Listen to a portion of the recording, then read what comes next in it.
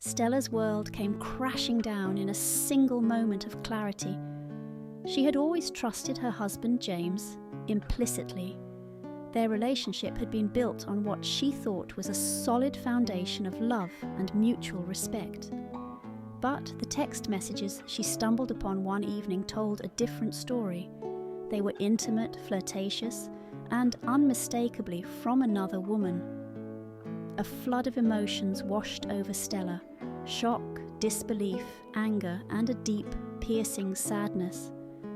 She confronted James that night. As he walked through the door, a sense of dread settled in the pit of her stomach. She held up the phone, showing him the messages. His face turned ashen, eyes wide with panic. "Stella, I can explain," he stammered, but she had heard enough.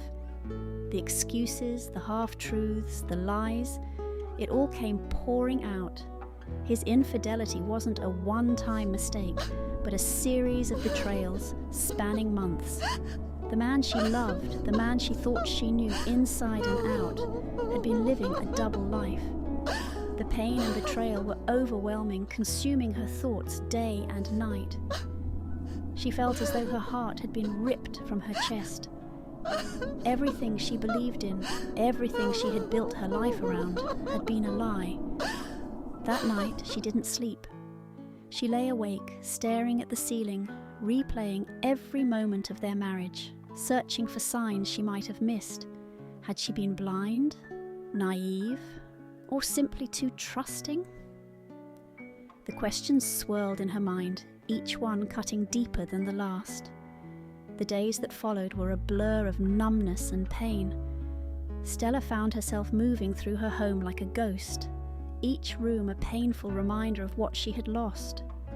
The kitchen where they shared morning coffees and quiet conversations now felt cold and unwelcoming. Their bedroom, once a haven of intimacy, was a stark reminder of his betrayal. She tried to focus on her work, but her concentration was short. Colleagues noticed her distraction, the dark circles under her eyes, the way she seemed to be a million miles away. Friends and family offered their support, but their words felt hollow. They couldn't truly understand the depth of her pain, the sense of loss that went beyond just her husband. It was a loss of identity, a loss of self. Stella had always prided herself on being a devoted wife. She had given up so much of herself to be the perfect partner, always putting James's needs before her own. Now she felt like a shell of the woman she used to be. She spent hours scrolling through old photos, reminiscing about happier times, trying to pinpoint where it all went wrong. The betrayal cut deep, and she struggled to find a way forward. One morning, Stella caught a glimpse of herself in the mirror and barely recognized the woman staring back. Her eyes were red and puffy from crying, her skin pale and lifeless. She looked haggard, defeated. This was not who she was. She was strong, capable, and had survived much worse in her life. It was time to remember that woman. Determined to reclaim some semblance of control, she decided to take small steps toward healing. Yoga had always intrigued her, so she signed up for a local class. It wasn't much, but it was something. She needed to find a way to center herself, to find a bit of peace amid the chaos. The yoga studio was a serene space, filled with the scent of lavender and the sound of soft, calming music. Stella felt out of place at first, surrounded by women who seemed to exude confidence and peace. But as the class began, she focused on her breathing, on the movements, and for the first time in weeks, she felt a small sense of calm. The yoga instructor, a gentle woman named Maya, guided them through a series of poses designed to release tension and foster inner peace. Stella's body protested at first, stiff and unyielding from weeks of stress and neglect, but as she moved through each pose, she began to feel a relief and letting go of some of the pain that had been weighing her down. Maya's voice was soothing, her words encouraging. "Remember, this is your practice," she said. "It's not about perfection. It's about finding what feels good for you, right here, right now." Stella took those words to heart. She allowed herself to be imperfect, to stumble and wobble, to fall and get back up. It was a small victory, but a victory nonetheless. As the class ended, Stella lay in Savasana, the final resting pose, feeling a profound sense of peace. Tears streamed down her face, but they were tears of release, not of sorrow. She realized that she had been holding on to so much pain, so much anger, and it was time to start letting it go. Reconnecting with old friends was the next step in Stella's journey.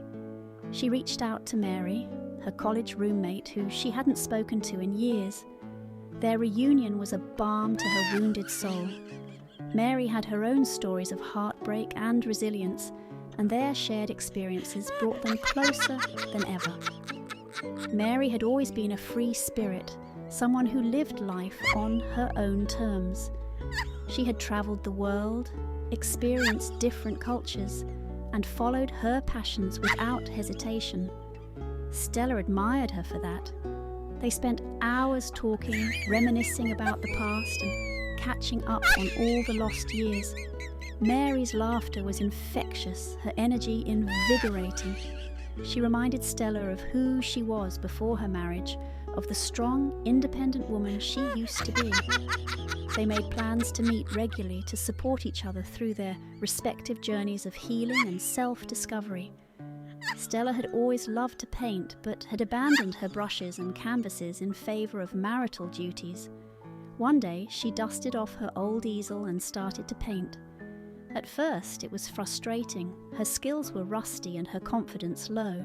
But as she lost herself in the colours and strokes, she felt a flicker of her old passion reignite.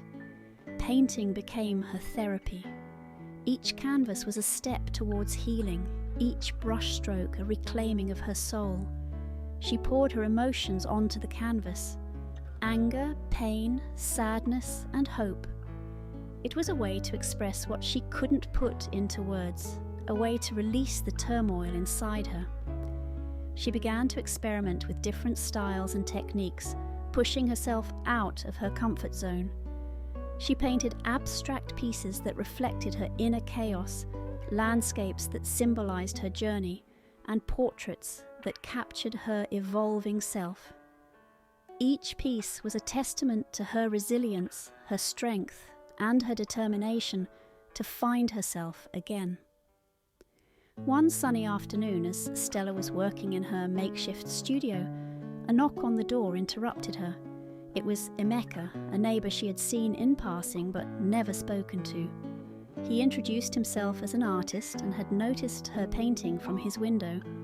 Emeka was handsome, with an easy smile and a kind demeanour.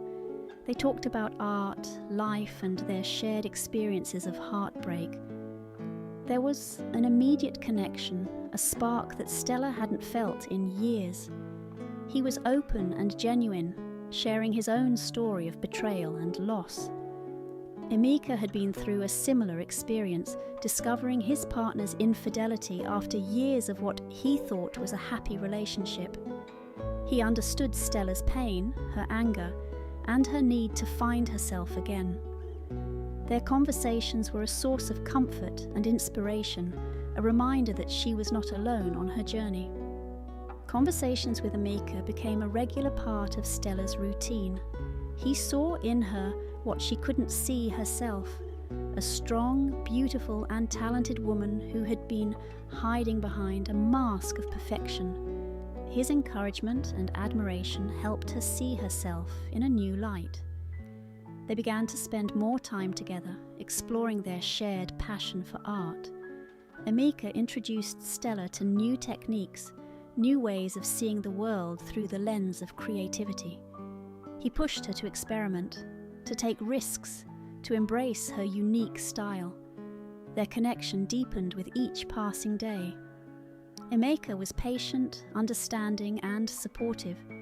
He didn't try to fix her or rush her healing process.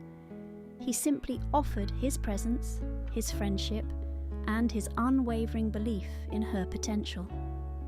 As Stella spent more time with Emeka, she began to feel something she thought she had lost forever: desire. It was a slow burn, a reawakening of her sensual self. Emeka made her feel alive, desirable, and worthy of love and passion. Their relationship was built on mutual respect and understanding. Emeka never pressured her, allowing her to set the pace. They shared long walks, intimate dinners, and deep conversations.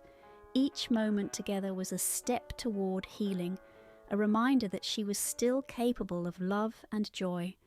Stella's confidence grew with each passing day. She began to see herself through Emeka's eyes, as a vibrant, passionate woman who had so much to offer. She embraced her imperfections, her quirks, and her desires. She allowed herself to be vulnerable, to open her heart to the possibility of love once again. Their first kiss was a gentle, tentative exploration. It happened one evening as they were walking along the beach, the sun setting in a blaze of colours. They stopped to admire the view, and Emeka turned to her, his eyes filled with warmth and affection. Stella felt her heart race as he leaned in, his lips brushing hers in a soft, lingering kiss. It was a moment of pure connection, free from the shadows of the past. She felt a surge of emotions, excitement, hope, and a deep sense of belonging. The kiss was a promise of new beginnings, a reminder that she was still alive, still capable of deep, passionate love. It was a turning point in her journey, a step toward embracing her true self and the life she deserved. Stella's journey with Emeka was not just about finding love again, but about discovering herself. It was about embracing her imperfections, her quirks, and her passions. She learned to love herself for who she was, not for who she thought she needed to be. Emeka became her partner on this journey, supporting her every step of the way. They danced together through the ups and downs, the moments of doubt and the moments of triumph. He was her rock, her confidant, and her biggest cheerleader. Stella continued to paint, her work evolving as she grew and healed. Her art became a reflection of her inner journey, a testament to her resilience and strength. She began to exhibit her work, receiving praise and admiration from the art community. Stella's newfound confidence led her to explore new horizons.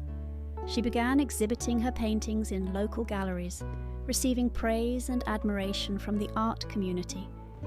Each success was a testament to her resilience, her strength, and her determination to find herself again. Her journey was not without its challenges. There were moments of doubt, of fear, of lingering pain, but with Emeka by her side, she felt capable of facing anything. He encouraged her to take risks, to push beyond her comfort zone, to embrace the unknown.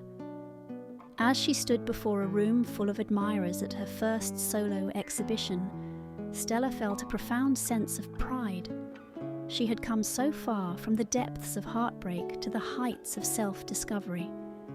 She had found herself, her passion, and her voice. The applause was thunderous, but the most meaningful moment came when Emeka stood beside her, his eyes shining with pride and love.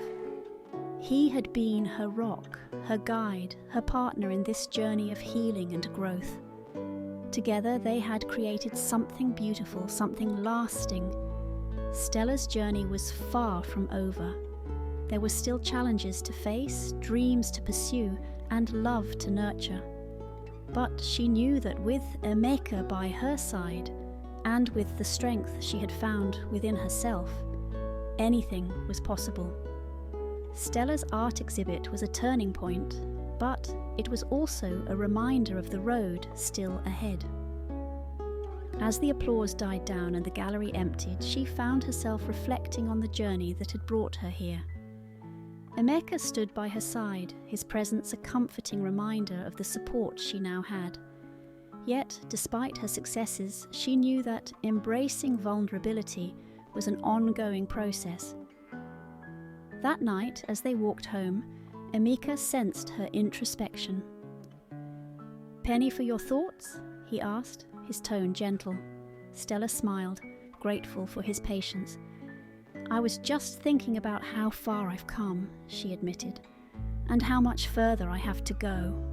Emeka took her hand, squeezing it reassuringly. "You've come a long way, Stella, and you're not alone. Remember that." In the weeks that followed, Stella continued to open herself up, not just to Emeka but to her own emotions. She allowed herself to feel deeply, to confront the pain of the past while also embracing the joys of the present. It was a delicate balance, but with Emeka's unwavering support, she found strength in her vulnerability.